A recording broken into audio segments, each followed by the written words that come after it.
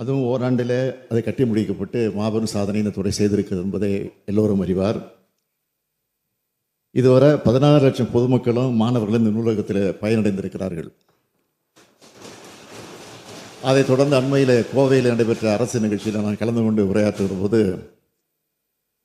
கோவையிலே ஒரு மாபெரும் நூலகம் அமைக்கப்படும் என்று என்னால் அறிவிக்கப்பட்டு கடந்த நவம்பர் மாதம் அதற்கான அடிக்கல் நாட்டு விழா நடந்து அந்த பணி வேக வேகமாக நடைபெற்று கொண்டிருக்கிறது. அதே போன்ற திருச்சியில் அறிவிக்கப்பட்டிருக்கக்கூடிய நூலகத்திற்கும் கடந்த மாதத்தில் அடிக்கல் நாட்டியிருக்கிறேன். அந்த பணிகளும் முடுக்கிவிடப்பட்டிருக்கின்றன.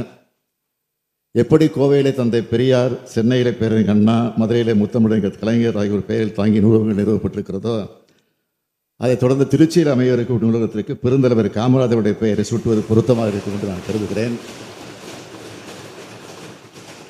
எனவே தமிழ்நாட்டில் கிராமங்கள் தோறும் பள்ளிகளை தொடங்கி மதிய உணவை அளித்து லட்சக்கணக்கான குடும்பங்களின் கல்வி கண்களை திறந்து தமிழ்நாட்டின் கல்வி புரட்சிக்கும் எதிர்கால வளர்ச்சிக்கும் வித்திட்ட பெருந்தலைவர் காமராஜர் பெயரை சூட்டுவது பொருத்தமாக இருக்கும் என்று கருதி திருச்சியிலே கட்டப்பட்டு வரும் நூலகத்திற்கு சூட்டுவதற்கான அரசாணையை, பெயர் சூட்டுவதற்கான அரசாணையை மாண்புமிகு பள்ளிக்கல்வித்துறை அமைச்சர்கள் மூலமாக வெளியிட வேண்டும் என்று முதலமைச்சருங்கிற முறையில் நான் கேட்டு அமைகிறேன்.